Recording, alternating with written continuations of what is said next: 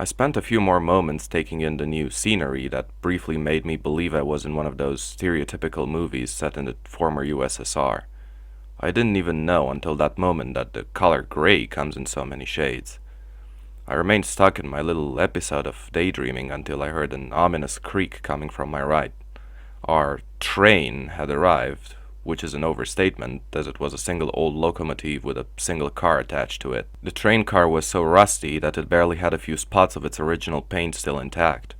I kept staring at the train with skepticism until Volodin touched my shoulder and startled me.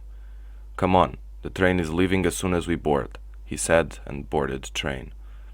I followed him in the train car, constantly startled by the fact that every step I took caused a loud creak. The train car seemed to be some sort of old bar or restaurant car that had fallen into disuse.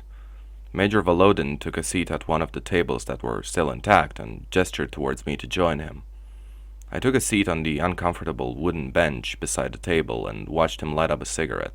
Another loud creak could be heard, and the train finally started moving.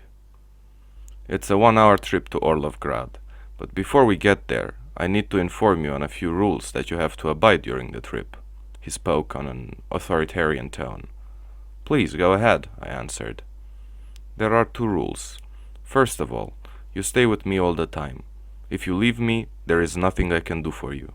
Second, no matter what you see or hear, you don't say a word or interact with anything or anyone else other than me," he continued, and I could see his eyes grow bigger as he was stressing out the rules. "Excuse me, who am I not supposed to interact with?" I replied, confused. "You see, there was an atypical nuclear explosion in Orlovgrad. Even the radiation is different. No one has found an explanation for it to this day. Once we get closer to the destination, you may start seeing and hearing things. Most people see some sort of silhouettes around. Some people even claim the silhouettes talk to them. Most say it's just this weird effect of radiation that plays tricks with the minds of people. Have you ever seen something like that? Orlovgrad is just not normal. I'll leave it at that. Just ignore whatever you see and nothing will happen. They will go away in the end." We spent the next few minutes in silence, staring through the window at the snowy fields of rural Severovaya. The closer we'd get to our destination, the villages the train would pass through would become more and more decayed and lifeless. At first, some inhabited houses could be seen, but further down the line, the settlements were deep into the process of being reclaimed by nature. As I was staring at the barren fields, my view was suddenly obstructed by something that resembled a gigantic wall made out of concrete and metal that the train was getting closer to. By that wall, there seemed to be a small military base, as the barrels of some tanks and artillery trucks could be seen peeking out. I figured that an exclusion zone like that had some military presence, but the size and complexity of the wall baffled me. "Excuse me, what's that?" I asked, pointing towards the megalithic construction. "This is an electrified wall. The fact that you have access here is a rare exception, and we want to keep looters and the too curious ones out," he replied half-heartedly, as if I was expected to know that information. "What are those antenna systems on top of the wall?" I continued curiously. "Do not ask me questions I cannot answer. That is a state secret." I didn't understand why such an enormous and complex setup would be required to keep away the average looter or adrenaline addict. I was fairly certain that Volodin was not telling the entire story, but before I could ask any further questions, he got up from the table and started heading up train towards the locomotive. "I have to talk to the mechanic about the rest of our trip.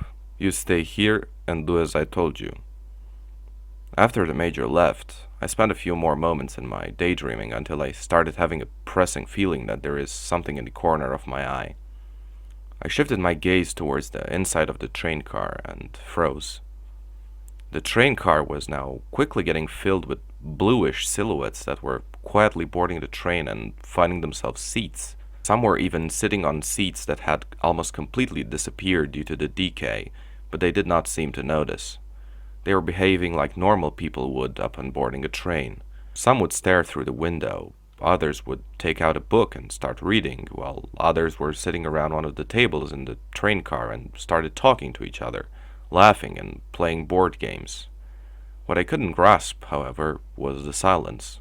They would talk to each other, laugh, hit the tables with their fists, yet I could hear nothing. Before I could even start processing what was going on, a similar silhouette appeared very close to me and took a seat at the other side of the table I was at, right in the place where Major Volodin had been seated. The silhouette belonged to an older man who seemed content, but who would constantly stare deeply towards me. I tried closing my eyes for a few seconds and opening them again. Then I would look in a different direction and look back towards the inside of the train car, hoping that it was a temporary hallucination of sorts that was induced by what Volodin had told me. But the silhouettes were still there, and the staring would not stop. After ending my episode of questioning reality, I reflected upon the words of my handler, and I was wondering whether ignoring them would make them disappear at some point or not. As much as I wanted to comply with the instructions given to me, there was an itching curiosity deep down inside my mind which was getting more and more bothersome as the seconds passed. The silhouette had somewhat of a familiar appearance, but I couldn't put my finger on who he shared similar traits with. "Excuse me, what are you?" I asked the old man reluctantly. "What do you mean, what am I? I'm Vasily Komarov," he replied, staring as if he could not understand what I meant. The second Vasily started speaking, I could suddenly hear the voices of all the other silhouettes in the train. A second before, the train car was silent as a grave, and it suddenly became a chaotically loud space. My conviction that I was in a very realistic nightmare was even stronger.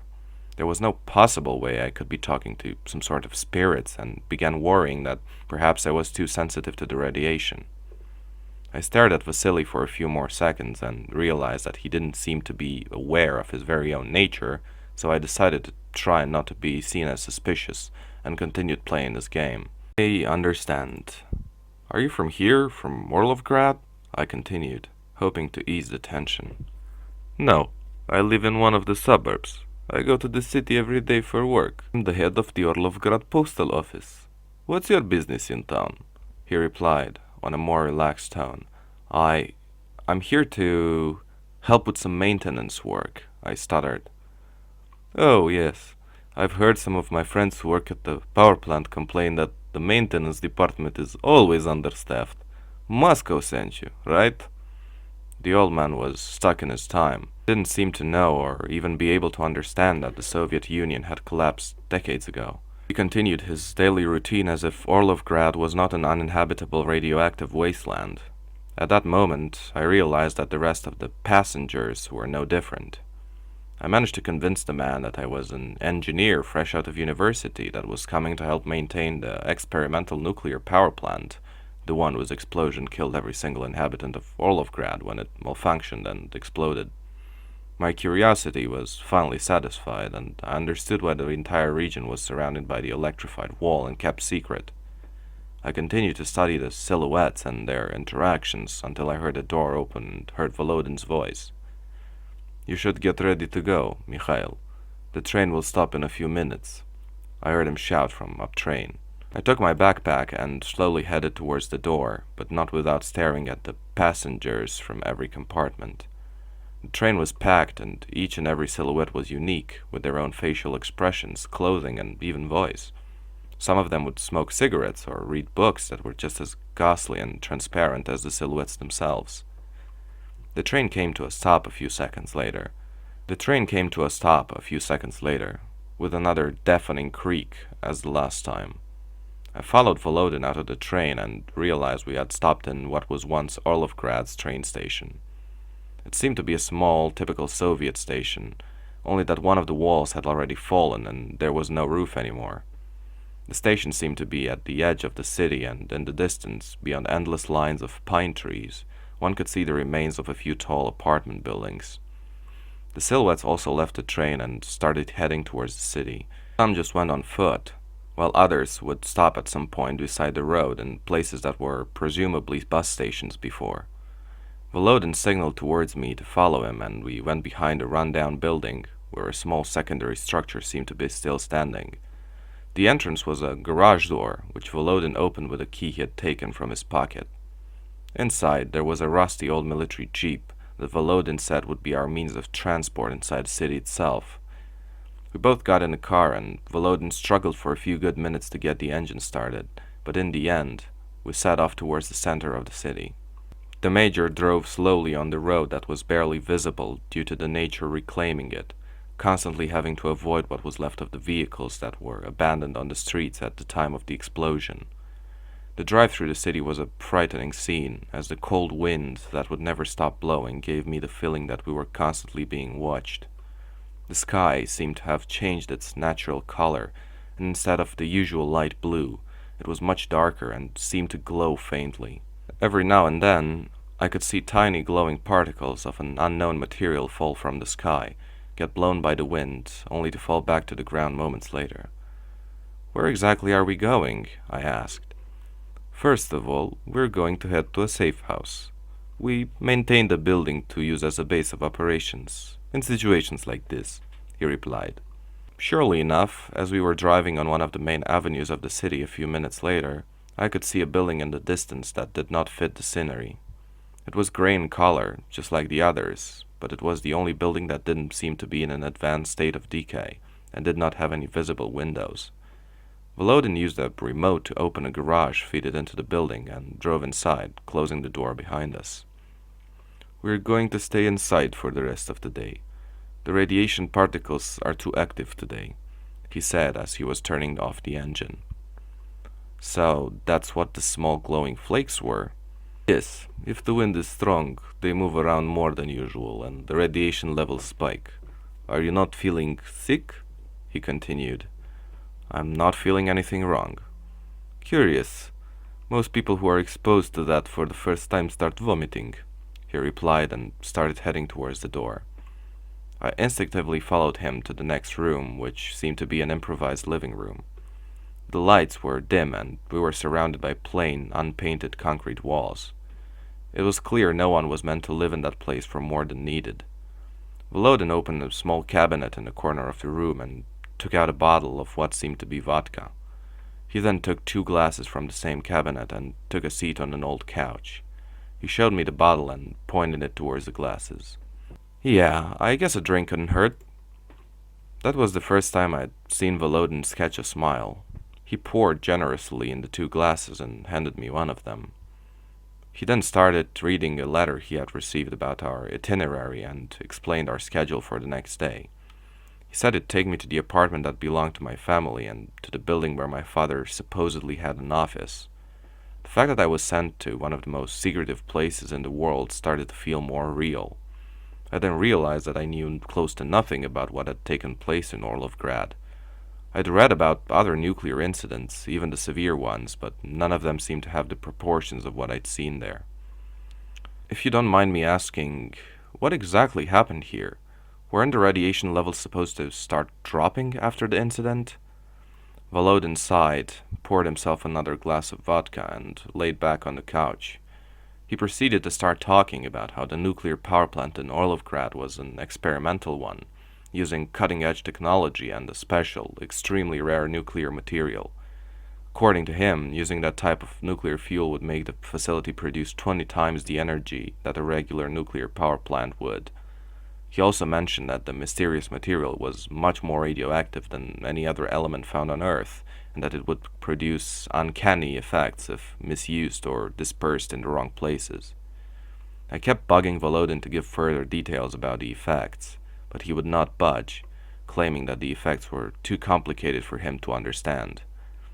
He then explained to me that the incident was caused by the chief engineer of the plant, who wanted to prove himself to the higher-ups by proving that the power plant could produce even more than initially thought. He undertook an experiment that put an enormous amount of pressure on some installations, which in turn caused the whole reactor to explode. I assumed that the glowy sky, the radioactive particles flying around, and the silhouettes must have been an effect of the radiation. I started worrying that the contamination levels would be more harmful to me than I was willing to accept, but the Major reassured me by telling me a short visit like ours would not cause much damage. Volodin then changed the subject, and we ended up spending a few good hours on that couch. During this process, we finished the entire bottle of vodka, and I learned that the Major was a quite enjoyable conversation partner after dropping typical old, sour military officer act. He shared many anecdotes of his past as a soldier in the Soviet Union, and I came to respect him for his capacity to find a way to survive under such a system. I then shared what I could from my experience in the US Army before I was discharged, and he was intrigued by some of the differences in approach. He still insisted that the cold and harsh methods used in the Eastern Bloc create better soldiers, but he seemed less fanatical after hearing my experiences. He seemed to have endured a lot of hardships, even after the collapse of the USSR, and I had a feeling I had misjudged him. When the conversation had to finally come to an end, the major suggested we could go to sleep and pointed towards a small hallway. There were 2 doors on each side, and I was instructed to enter the first door on the right. I struggled to get up from the couch and stumbled towards the door as I was fairly tipsy. I opened it and found a very tiny and austere bedroom that was just as dimly lit as the living room. There was a plain bed, a small closet, a table, and a chair. The walls were also unpainted, and even the floor was made out of concrete, just like the rest of the building. I dropped my backpack randomly on the floor and barely managed to change myself into some clothes more suitable for sleeping. I jumped into bed and realized that overindulging with the drinks may have not been the worst idea, as the bed was so uncomfortable that I found it hard to believe I could fall asleep in it while sober. I spent around half an hour trying to find a decent position to sleep in, while also trying to anticipate what the next day had in store. Most of my questions were unanswered, and now that I finally found myself there, I started to wonder why I had been sent in the first place. I had known my grandfather to be an extremely rational and analytical man, and I couldn't understand what he was hoping I would obtain out of my trip. I blurred out my thoughts eventually, and the alcohol helped me finally fall asleep.